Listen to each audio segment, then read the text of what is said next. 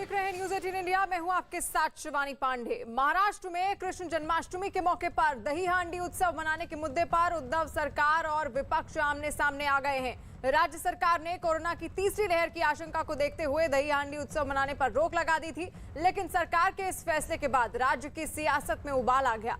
BJP और राज ठाकरे की party MNS ने राज्य की उद्धव ठाकरे सरकार पर हिंदू विरोधी होने का आरोप लगाते हुए दही हांडी उत्सव मनाने का ऐलान किया। यही नहीं, बीजेपी ने मंदिर खोलने के लिए पूरे राज्य में आंदोलन शुरू कर दिया, जिसके लिए सिद्धिविनायक मंदिर की ओर निकलने की कोशिश कर रहे बीजेपी नेता राम कदम को पुलिस ने हिरासत में ले लिया।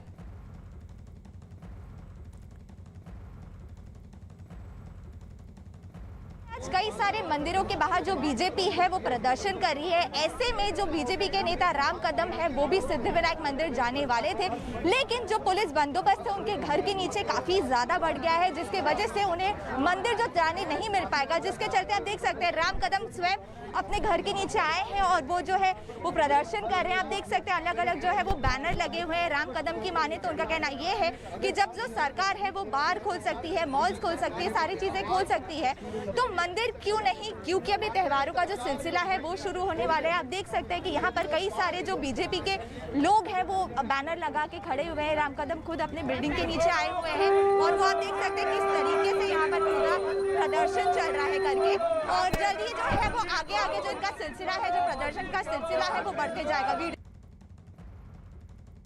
मंदिर के बाहर राम कदम स्वयं जाके आंदोलन करने वाले थे, लेकिन जो मुंबई पुलिस है वो उनके घर पर आकर उन्हें रोकती नजर आ रही है। साथ ही साथ उनके घर के बाहर पुलिस का भारी बंदोबस्त है। तो चलिए राम कदम जी से ही पूछते हैं, आखिरकार आप घर पे पुलिस आई थी, पुलिस ने आपको विनती की कि आप ना जाएं सिद्धिविनायक मंदिर, आपके जो कार्यकर्ता हैं वो भी घर पे ही मौजूद हैं और यहीं से आप लोगों ने आंदोलन की शुरुआत कर दी है, तो क्या कहेंगे? देखिएगा, ये महाराष्ट्र की जो ठाकरे सरकार है वो असली सरकार ये डरपोक सरकार है। हमने कतई नहीं कहा कि मंदिरों के बाहर भीड़ इकट्ठी की जाए।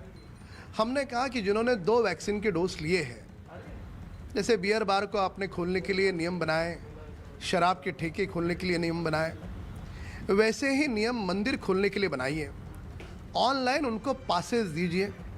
दिन भर में हज़ारों लोग के दर्शन नहीं हो सकते, पर 100, 200, 500 लोग के दर्शन होंगे, सामाजिक दूरी के साथ होंगे, तो उसमें ठाकरे सरकार को क्या आपत्ति है? यदि आप अन्य धर्मों के यदि कोई त्यौहार आते हैं, आधी रात को मंत्रालय खोलते हो, ज़रूर खोलना चाहिए। हम सभी धर्मों का सम्मान करते हैं, पर हिंदू धर्म का त्यौहार आता है, दही हांडी आती है, मटकी आती है या मंदिर खोलने की बात आती है, तो एयर कंडीशन बंगलों में बैठ करके ये महाराष्ट्र की राजगद्दी कहती है कि सबूरी रखो, संयम रखो। और अभिषेक पांडे मुंबई से हमारे साथ लाइव जुड़ गए हैं। अभिषेक, क्या तस्वीर आ रही है मुंबई से?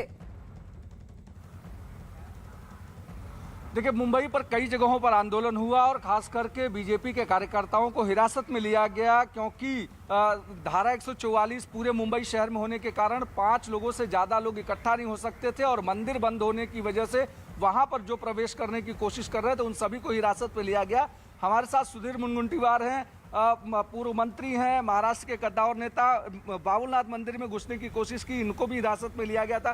बाबू, आपको भी हिरासत में लिया गया, कैसे देखते हैं? सरकार कह रही है कोविड का समय चल रहा है, थोड़ा सब्र रखिए। ऐसा है, ये टी फॉर ठाकरे सरकार नहीं, ये टी फॉर तालिबानी सरकार है। देखो, सब्र तो सबने करना चाहिए, हम भी इस कोरोना वैश्विक महामारी में सरकार के साथ है, मगर जब निर्णय ये तर्क के आधार पे नहीं होते, आप मंदिर बंद करते हो, मंदिरालय शुरू रखते हो, देश के सभी राज्यों में मंदिर कुछ सावधानी के साथ शुरू किए गए हैं। सावधानी क्या है? तो जिन्होंने 2 वैक्सीन लिए हैं या RT-PCR का उन्होंने सर्टिफिकेट 24 घंटे का दिया है, ऑनलाइन बुकिंग करने के बाद दिया है, तो मुझे लगता है कि हमारे यहाँ बियर बार शुरू है, परमिट रूम शुरू है, यहाँ शिवसेना के आंदोलन शुरू है, लोकल शुरू हो गई। मुंबई की बेस्ट के बस में बस की कैपेसिटी जो हमारा परिवहन विभाग नियम के आधार पे देता है, उससे 1.5 गुना बस में पैसेंजर बैठते हैं। बेस्ट की बस आप देख लो, वहाँ पे नियमों की धज्जियाँ उड़ाई जाती है, कोरोना की ही नहीं, परिवहन विभाग के नियम की भी धज्जियाँ उड़ाई जाती है। बाबू लेकिन एक सवाल जो है कि केंद्र ने जो पत्र लिखा है उस पत्र का हवाला राज्य सरकार दे रही है और कह रही है बीजेपी के लोगों को केंद्र सरकार के पत्र पर भी भरोसा नहीं है। केंद्र सरकार ने पत्र लिख के कहा कि दही हंडी और सामने जो गणेशोत्सव है उसमें सावधानी बरतें, उसमें जो है उसको वहाँ पर लोग न आए, इस तरीके का ध्यान रखें। देखो, ये येड़ा बन के पेड़ा खाने वाले लोग हैं। केंद्र ने क्या कहा कि आपको सावधानी लेते हुए थर्ड वेव जो आने की संभावना मुख्यमंत्री जी बार बार कह रहे, फेसबुक में लाइव होके कह रहे, उसकी सावधानी लेने को कहा है। केंद्र सरकार ने ऐसा लिख के दिया है कि आप विधानसभा अधिवेशन कोरोना वायरस के डर से मत लो, मगर आप मेट्रो का उद्घाटन करो, आप पोहरा देवी में जाके शक्ति प्रदर्शन करो, पुणे में जाके कार्यालय का उद्घाटन करो, नारायण राणे जी के खिलाफ में सैकड़ों की संख्या में शिवसैनिक आना चाहिए, आंदोलन करना चाहिए। दारू का जो परमिट रूम है जहां पे 100 लोगों के बैठने के लिए आपने लाइसेंस दिया, कैपेसिटी है, जिनको आपने कहा है 200 लोग बैठ रहे, खुर्चियां डालकर लोग दारू पी रहे, तो ये सरकार का डीएनए क्या धृतराष्ट्र से मिलता है? अंधी सरकार है, बहरी सरकार है, गूंगी सरकार है। अरे बेशर्म की तो हद होती है भाई, क्यों नहीं दारू की दुकानें बंद करते? अगर आपको लगता है तो दारू की दुकानें बंद करो। क्या बता रहे? केंद्र का पत्र है, मुझे तो लगता है ये साक्षर निरक्षर है। ये पत्र के आधार पे भगवान से भी धोखा करना जानते हैं। मेरा विश्वास है कि ऐसे भगवान भी ऐसे लोगों को सजा देगा। बिल्कुल, जिस तरीके से सुधीर बाबू कह रहे हैं कि कहीं न कहीं इस पूरे मामले में राज्य सरकार फेल है और खासकर दूसरे राज्यों में अगर मंदिर खुले हैं तो महाराष्ट्र के भीतर मंदिर खोलने में आपत्ति क्या है, जबकि कोविड का ग्राफ एकदम नीचे होने के बावजूद भी महाराष्ट्र में मंदिर खोलने को लेकर के कहीं न कहीं राज्य सरकार सियासत कर रही है। शिवानी। बिल्कुल अभिषेक, और आज कृष्ण जन्माष्टमी का शुभ अवसर है और सियासत अपने चरम पर है महाराष्ट्र में, जहां पर दही हांडी को लेकर शिवसेना और बीजेपी आमने सामने आ गए हैं। वहीं महाराष्ट्र की सरकार की पाबंदी के बावजूद आज ठाणे में राज ठाकरे की पार्टी एमएनएस के कार्यकर्ता दही हांडी उत्सव के लिए स्टेज तैयार करने में जुट गए, जिसकी जानकारी मिलने पर पुलिस वहां पहुंची और उन्हें स्टेज बनाने से रोक दिया गया, जिससे नाराज होकर एमएनएस के कार्यकर्ता वहीं धरने पर बैठ गए, जिसके बाद पुलिस ने कई कार्यकर्ताओं को हिरासत में ले लिया।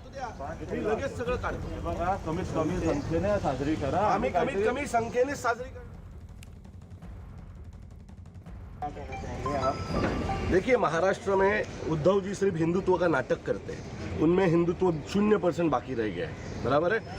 आप देखेंगे तो अभी नारायण राणे की जनयात्रा रैली हुई, कल रात को भी उनके शिवसेना के शाखा के बाहर 200 लोग थे। हम लोग 50 लोग लेके करने के लिए देख रहे तो हमको मना किया जाता है, बराबर है। उन्होंने जो नारायण राणे के घर के बाहर तमाशा किया वो चला, थाना में इधर तमाशा हुआ, बीजेपी के ऑफिस के बाहर वो चला, और दही हांडी नहीं चल सकती आपको। हम दही हांडी करेंगे, हम थाम है, नहीं तो मैं अभी से यहाँ अनशन पे बैठ जाऊंगा। हमारे महाराष्ट्र के सब जितने भी नेता लोग हैं वो मंडप मैदान में आ रहे हैं। कल सवेरे राज ठाकरे साहब भी यहाँ आएंगे। पुलिस का क्या दावा? पुलिस क्या? वो बेचारे उनका काम कर रही है कायदा सुव्यवस्था का, लेकिन अगर इन्होंने मुझे नहीं करने दिया तो मैं यही मंडप पे आज अनशन शुरू कर दूंगा।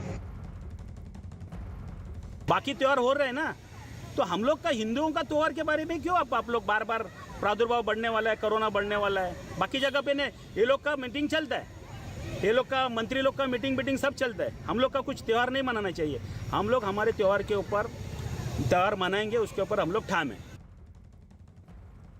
और महाराष्ट्र में दही हांडी उत्सव पर पाबंदी लगाने के लिए बीजेपी ने राज्य सरकार को निशाने पर लिया, तो शिवसेना ने भी कोरोना की रोकथाम के लिए केंद्र की ओर से जारी दिशा निर्देशों को हवाला देकर बीजेपी को घेरने की कोशिश की। भगवान कृष्ण के जन्म का ये उत्सव है वह मनाया दिया जाए पारंपरिक तरीके से। भीड़ जुटाना और भीड़ जुटा करके ये जो कोरोना की महामारी है उसे फैलाना, ये हम कतई नहीं चाहते। पर महाराष्ट्र की हिंदू विरोधी उद्धव सरकार हमें इसके लिए भी अनुमति नहीं देंगी। सवाल यह उठता है, हम सभी धर्मों का सम्मान करते हैं, सभी धर्मों के साथ समान बर्ताव होना चाहिए सरकारों का, पर यह कैसी सरकार है? अन्य धर्मों के लोग उनकी किसी त्यौहार के लिए अनुमति पूछते हैं, उद्धव सरकार रातों रात देती है। पर हिंदुओं के त्यौहार आते हैं तो एयर कंडीशन बंगलों में बैठ करके हमें सबूरी की नसीहत दी जाती है। अन्य धर्मों को अनुमति देते समय ये इनकी सबूरी कहाँ जाती है? हम केवल और केवल इतनी ही मांग कर रहे हैं कि परंपरा के तहत भीड़ न इकट्ठा करते हुए पूरे नियमों का पालन करते हुए हमारे भगवान कृष्ण के जन्म का उत्सव हमें मनाने की अनुमति दे। पर ठाकरे सरकार न सुनने को तैयार है, न ठाकरे सरकार को इस पर कोई निर्णय लेना है। निर्णय नहीं लेना, यही विगत 2 वर्षों से उनका निर्णय है। दूसरी ओर देखो कैसी विडंबना है, महाराष्ट्र में सब कुछ खुल गया पर मंदिर नहीं खुले। हम मंदिरों के बाहर भी भीड़ नहीं चाहते। जिस प्रकार से रेलवे में आपने 2 वैक्सीनेशन जिसने लिए हैं उनको रेल की यात्रा में सफ़र करने की अनुमति दी, क्या वैसा नियम मंदिरों में दर्शन करते समय नहीं लग सकता? इसके पूर्व भी मंदिर खुले थे, ऑनलाइन लोग पास ले रहे थे, पास लेकर मंदिरों में जाके दर्शन कर रहे थे। भीड़ इकट्ठा करने की बात हम नहीं कह रहे। हम मान के चलते कि हजारों लोग नहीं, कुछ लोग तो दर्शन कर पाएंगे। पवित्र मास चल रहा है, पर ठाकरे सरकार ने बियर बार खोलने के लिए नियम बनाए, शराब के ठेके खोलने के लिए नियम बनाए। हम यही मांग कर रहे हैं, उन्हीं नियमों के तहत भले दिन में 100 नहीं 200 नहीं, जो भी कम से कम लोग दर्शन कर सके, तो उनके श्रद्धा को, आस्था का ये कब करेगी सम्मान ठाकरे सरकार? केरला में 30,000 से ज्यादा मरीज पाए जा रहे हैं। एक तरफ आप देखिए कि कोरोना अपना रूप बदल के डेल्टा वायरस के रूप में जा रहा है और इनको आपदा में अवसर सूझता है। अरे ये जिस कृष्ण भगवान की बात करते हैं, स्वयं कृष्ण भगवान ने लोगों की जान बचाने के लिए वर्षा और तूफान से गोवर्धन पर्वत को 1 उंगली पर उठा लिया था। उस कृष्ण भगवान के यदि आदर्शों को मानते तो आज आप ये बात नहीं कहते। जिस प्रकार उत्तर प्रदेश के मुख्यमंत्री योगी आदित्यनाथ जी और उत्तराखंड के मुख्यमंत्री पुष्कर सिंह धामी जी ने कांवड़ यात्रा नहीं करने का फैसला लिया, तो क्या भारतीय जनता पार्टी के कार्यकर्ता इन दोनों मुख्यमंत्री को हिंदू विरोधी कहेंगे? दूसरा सबसे महत्वपूर्ण सवाल कि यह त्योहार, यह उत्सव ज्यादा रूप में बच्चे मनाते हैं जिनकी उम्र 12 साल से 20-25 साल के वर्ष की होती है। आप देखिए कि अभी तक बच्चों का वैक्सीन नहीं आया है। यदि पूरे महाराष्ट्र में हम इस उत्सव को मनाने की आजादी देते हैं और हजारों लाखों की तादाद में भीड़ होती है और बच्चे संक्रमित होते हैं, इसकी जवाबदारी क्या भारतीय जनता पार्टी लेगी? नहीं लेगी। कल ही देखिए हमारे मुंबई के एक अनाथ आश्रम में 18 बच्चे, कहीं 12 बच्चे आज अगर कोरोना से संक्रमित पाए जाते हैं तो मुख्यमंत्री जी का दायित्व है पहले लोगों की जान बचाना। इन्हें क्या है, ये तो चिल्लाएंगे क्योंकि इनका काम है, ये तो राजनीति करने के लिए ही जन्म लिए हैं। दही हांडी उत्सव पर मचे घमासान के बीच बीजेपी ने आज पूरे महाराष्ट्र में मंदिर खोलने के लिए आंदोलन का ऐलान कर दिया है। इसी के तहत बीजेपी का मुंबई के सिद्धिविनायक मंदिर के बाहर भी प्रदर्शन का कार्यक्रम है, जिसे देखते हुए सिद्धिविनायक मंदिर को छावनी में अब तब्दील कर दिया गया है। वहीं कांदिवली के शिव मंदिर में भी बीजेपी कार्यकर्ताओं को रोकने के लिए सुरक्षा बढ़ा दी गई है।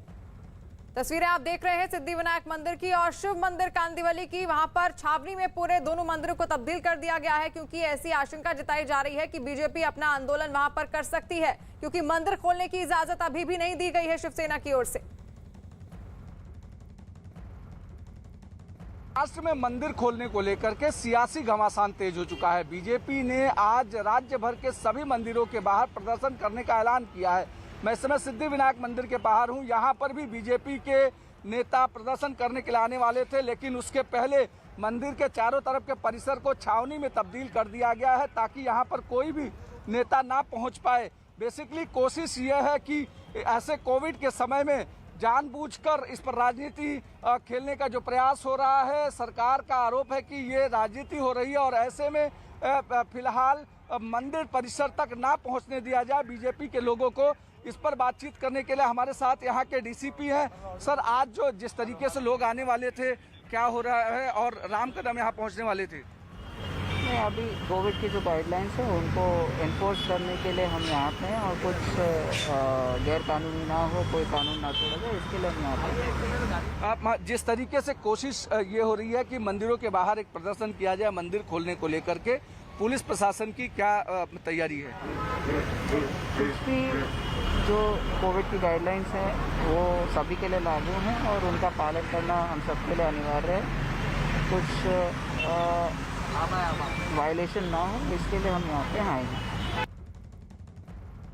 इस इलाके में शंकर मंदिर के बाहर बीजेपी कार्यकर्ता दर्शन करने की कोशिश कर रहे थे। पहले मैं आपको मंदिर के दृश्य दिखाना चाहूँगा किस तरीके से यहाँ पर पुलिस का कड़ा बंदोबस्त है मंदिर के बाहर, ताकि कोई बीजेपी का कार्यकर्ता या फिर जो बीजेपी का नेता है वो यहाँ तक ना पहुँच पाए। लेकिन दूसरी तरफ मैं आपको तस्वीर दिखाना चाहूँगा, पुलिस पूरी तैयारी कर रही है कि जिस तरीके से जो बीजेपी के कार्यकर्ता और नेता और अपने जो लोग यहाँ पहुँचे हुए हैं उन्हें हिरासत में लेने की कोशिश की जा रही है। बाकायदा पुलिस बैंक को यहाँ पर बुलाया जा रहा है ताकि जो लोग जो बीजेपी के कार्यकर्ता हैं और जो भी लोग बीजेपी के पहुँचे हुए हैं उन्हें हिरासत में लिया जाए। उधर महाराष्ट्र की दूसरी जगहों पर भी मंदिर खोलने की मांग को लेकर बीजेपी ने प्रदर्शन किया। नासिक में बीजेपी नेता आचार्य तुषार भोसले की अगुवाई में बीजेपी कार्यकर्ताओं ने प्रदर्शन किया, तो पंढरपुर में भी बीजेपी कार्यकर्ता मंदिर खोलने की मांग पर सड़कों पर उतरे। और नासिक और पंढरपुर की दो तस्वीरें आपके सामने हैं, जहां पर बीजेपी कार्यकर्ताओं का यह आंदोलन है मंदिर खोलने को लेकर। महाराष्ट्र में घमासान मचा हुआ है। आज कृष्ण जन्माष्टमी है और खास तौर पर दही हांडी पर वहां पर पाबंदी लगा दी गई है, लेकिन बीजेपी का यह कहना है कि आज वो किसी भी तरह से दही हांडी कर रहेंगे। और आपको ये भी बता दें कि महाराष्ट्र में मंदिर भी बंद है।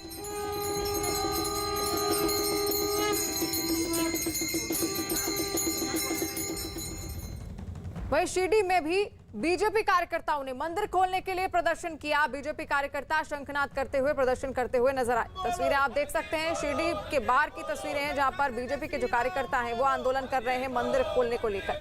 भारतीय जनता पार्टीचा जय हो, भारतीय जनता पार्टीचा जय हो, भारत माता की जय, भारत माता की। अब बात तालिबान के गणतंत्र की।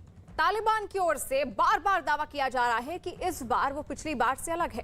इस बार तालिबान 2.0 की बात की जा रही है, यानी बेटर वर्जन की। तालिबान कुछ भी दावे करे, लेकिन उसकी कथनी और करनी में कितना फर्क है ये आपको अगली तस्वीर से पता चलेगा। अब आपको तालिबान के गणतंत्र की तस्वीर दिखाते हैं। अफगानिस्तान के पत्रकार ने एक तस्वीर शेयर की है जिसमें एक न्यूज चैनल के स्टूडियो में एंकर के सामने तालिबान का एक नेता इंटरव्यू देता नजर आ रहा है और उसके पीछे कई सारे हथियारबंद आतंकी दिख रहे हैं। पत्रकार ने ट्वीट किया कि ये इंटरव्यू देने का तालिबानी स्टाइल है। गन पॉइंट पर इंटरव्यू की ऐसी तस्वीरें शायद ही आपने देखी हो। यही वजह है कि अफगानिस्तान की जनता तालिबान के वादों पर यकीन नहीं करती है। तालिबान की तरफ से लगातार लोगों से नहीं डरने की अपील की जा रही है, लेकिन उसका असली चरित्र इन तस्वीरों से सामने आ गया है।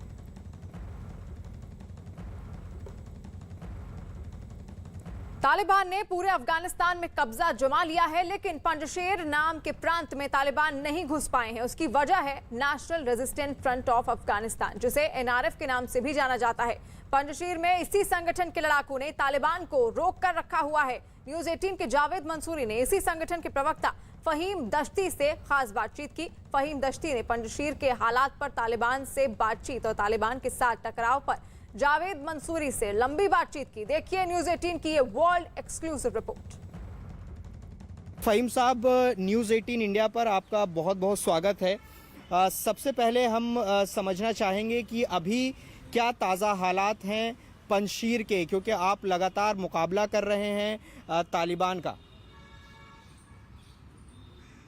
Thanks for having me. In fact, there was no any clash so far. Taliban did not attempted to break the war, and we are not willing to break the war. Our intention is to give a chance for negotiation and peace. We want to enter a very serious and deep and detailed negotiation with Taliban, as a result of which we are looking to ensure the future of Afghanistan as well as the future of the people of Afghanistan. We want to ensure the rights of the people of Afghanistan, rights of minorities, women's rights, freedom of, and the other values that we were fighting for it for the last 40 years. Also, we want to reach an agreement based on which a government should be established, an inclusive, representative, participatory government should be established. The government which will be legitimate in front of the eyes of Afghans as well as in front of the eyes of the international community. A government which will be trusted by the people of Afghanistan. a government which will be responsive to the needs and demands of the people of Afghanistan, a government which will be able to bring social justice, to bring equality in Afghanistan. So we are already entering a negotiation with Taliban based on this vision. But if Taliban are not accepting this, and if they want to break the wall, so we are ready to fight, not fight for Panjshir, not fight to defend Panjshir, but from Panjshir for the rest of the Afghanistan. Sir, are you negotiating with Taliban as you said? हम ये जानना चाहेंगे कि अभी क्या बातचीत हुई है, आप लोगों की बातचीत हो चुकी है, या अगर हुई है तो कितने दौर की बातचीत हुई है और किन शर्तों के साथ बातचीत हो रही है? From the first days that Taliban captured Kabul, we were receiving direct and indirect messages. And after a few days, they have sent a delegation to negotiate here with the leaders of the National Resistance Front of Afghanistan. And then 3 days ago, a delegation from our side was going to a neighboring province of Panjshir. We call it Parwan province, and the negotiations happened there.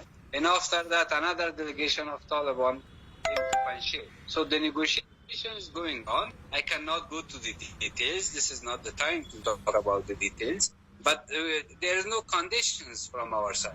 There is a vision that I have already explained to you. We are entered the negotiations based on that vision. Sir, मेरा अगला सवाल है, आप कह रहे हैं कि delegation बातचीत के लिए तय हुआ है, तो क्या अहमद मसूद भी उस डेलीगेशन का हिस्सा होंगे? No, of course not. There is other people who are part of that negotiation. There are some former officials of the government, ministers, MPs, and so on and so forth. Also, those who are member of that delegation that were representing us, the National Resistance Front of Afghanistan, they are a combination of people from different provinces. They are not only from Panjshir or not only Panjshiris. There are people, there are representatives from Parwan, from Kabisa, from Takhar, from Baghlan, from Badakhshan, from other provinces. So it's a wide-based group of delegation. Sir, ये सवाल है कि अगर बातचीत होती है और किसी नतीजे पर आप किसी कंक्लूजन पर पहुंचते हैं, तो क्या एनआरएफ भी जो तालिबान की सरकार होने वाली है अफगानिस्तान में, क्या उसमें हिस्सेदारी होगी आपकी? If the negotiations lead to a result, then we shouldn't say that Taliban support or Taliban government. That will be an exclusive government, a government which all Afghans from different ethnic groups as well as different political backgrounds should be part of that government. Then it doesn't mean that that's a Taliban government and we are taking part on that. No, that will be an exclusive government that all the different sides, all the different ethnic groups, including Taliban, will be part of. And sir, ये बताएं कि अभी तक क्या कोई जिस तरह की खबरें आ रही थी कि तालिबान पंजशीर की तरफ बढ़ रहा है लगातार और आप लोग रेसिस्ट कर रहे हैं, तो क्या अभी कोई क्लैश आप लोगों के बीच में हुआ है? क्या इस पर कोई आप बातचीत करना चाहेंगे? क्या कोई तालिबान और रेसिस्ट फोर्स के बीच में कोई अभी तक क्लैश हुआ है? I think there are some videos spread in the national media as well as the international media that Taliban have entered Panjshir. No, that video is fake.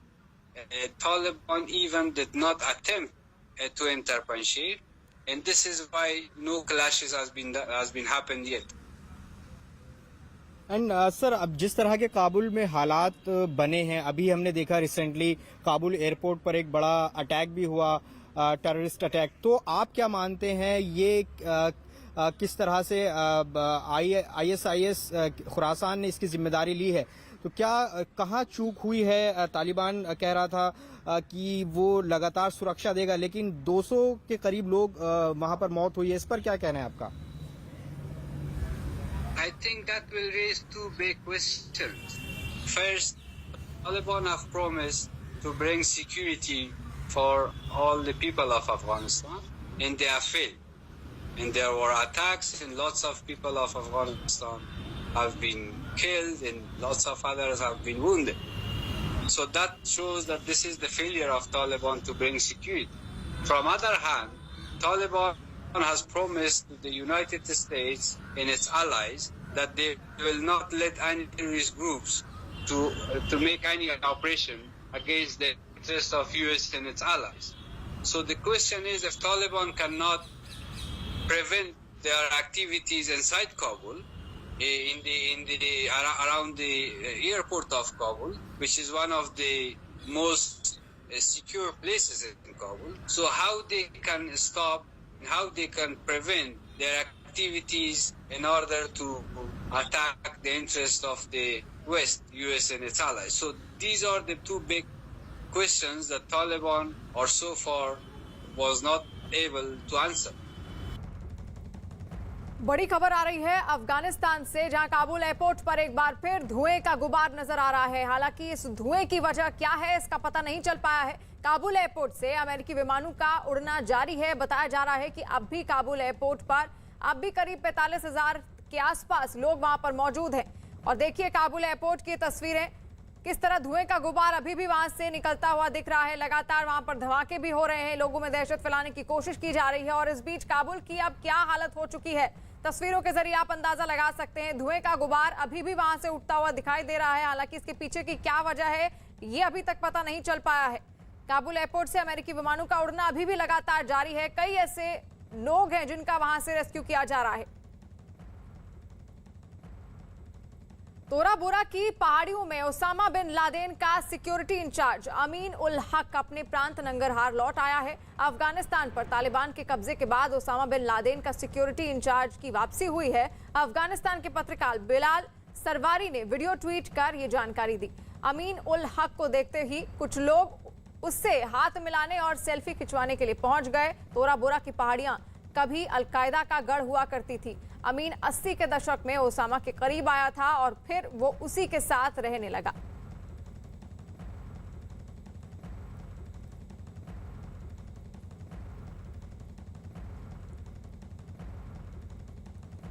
और हरियाणा के फतेहाबाद से बड़ी खबर आ रही है। अर्जुन पुरस्कार से सम्मानित पहलवान और हरियाणा पुलिस में डीएसपी पद पर तैनात गीतिका जाखड़ पर मारपीट का आरोप लगा है। न्यूज 18 के चमन पलानिया की खबर है कि गीतिका जाखड़ के चाचा प्रकाश वीर सिंह ने उन पर मारपीट का आरोप लगाया है और हिसार के अग्रोहा थाने में इसकी शिकायत भी की है। आरोप है कि गीतिका जाखड़ और उनके भाई बलराम जाखड़ कुछ लोगों के साथ पुलिस की गाड़ी में उनके घर पहुंचे और मारपीट की। घटना 26 अगस्त की बताई जा रही है, जिसका एक सीसीटीवी भी सामने आया है। वीडियो में कुछ लोग घर के बाहर मारपीट करते हुए नजर आ रहे हैं। वहीं गीतिका जाखड़ के भाई बलराम जाखड़ ने भी पुलिस में शिकायत देकर चाचा के परिवार पर हमले का आरोप लगाया है।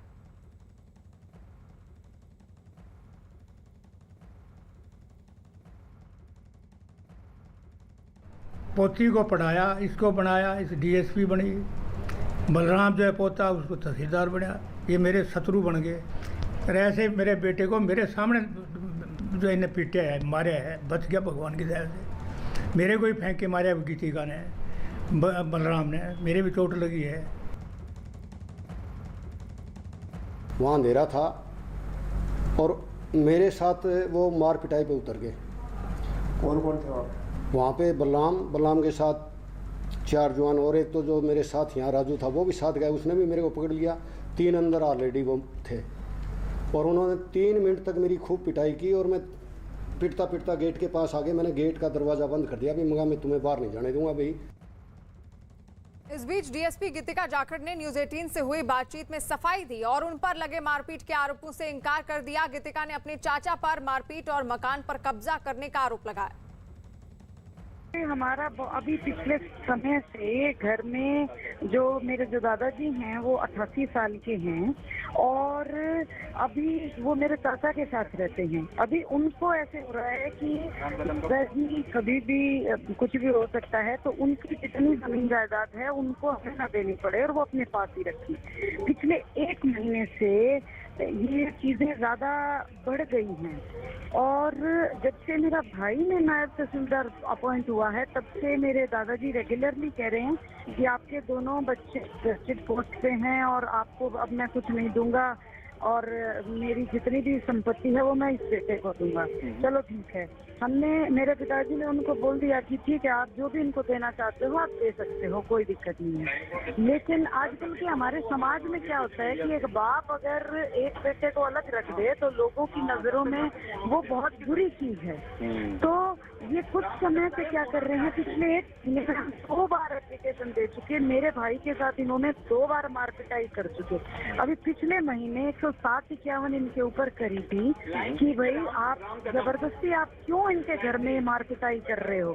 उसके बाद अब फिर से ये जब इंसिडेंट रिपीट हुआ, मैं उनको समझाने के लिए, आपने अगर वीडियो देखा होगा तो मैं जैसे ये जब दोबारा मारपिटाई हुई तो मैं उनके घर पे गई हूँ अकेली मैं उनके घर पे गई हूँ कि कम से कम एक बेटी का तो वो लिहाज करेंगे, बेटी की तो शर्म करेंगे, जिस बेटी की वजह से उनका इतना नाम हुआ है उसकी तो वो शर्म करेंगे। जैसे मैंने उनके घर पे एंटर किया, लड़का जो है वो गेट पे ही था, उसने मेरे को धक्का मारा, मैं उसको वापस से ऐसे धक्का करके मारा तो आप देखो कि गेट के साइड में उसने डंडे रखे हुए हैं और वो डंडे मारने के लिए सारे एकदम से सारे घर के जैसे है वो बाहर आ गए और हाथापाई करने लगे। जो पुलिस वाले, मैंने बाकायदा पुलिस बुलाई है, मैंने कॉल करके पुलिस बुलाई है कि आप लोग आइए और यहाँ पर ये जो चीजें हैं ऐसे ऐसे खराब हो रही है। पुलिस वालों ने बीच में पड़ के बचाव किया, बल्कि मैं उसके बाद उधर से निकल गई। मैंने कहा कि जब आपके बेटे की कोई शर्म नहीं है तो आप किसी चीज की शर्म नहीं कर सकते, और मैं उधर से वापस आ गई। लेकिन वो फुटेज ये इस तरीके से इस्तेमाल कर रहे हैं कि मैं उनकी मारपिटाई करने गई, अकेली लड़की, वो घर में चाचा, उनके 2 लड़के और बहू हैं और चाची, सब पूरा भरा पूरा परिवार है, और मैं उनको अकेली जा करके मैं उनको पीटूंगी। मैं उनसे बात करने गई हूँ कि आप ये चीजें ना करें, ये चीजें गलत हैं। आप अगर सारी प्रॉपर्टी या सारी चीजें रखना चाहते हैं तो कोई बात नहीं, आप रख लीजिए, लेकिन वो चीजें पूरी बात समझ में आ गई। और हाँ, thank you ma'am, thank you. देखो मेरा नाम लेकर के ये सिर्फ यूँ चाहते हैं बदनाम करना कि इसको हम बदनाम कर दें। अब बड़ी खुशखबरी, मनी कंट्रोल प्रो के ताजा ऑफर के साथ आप प्रो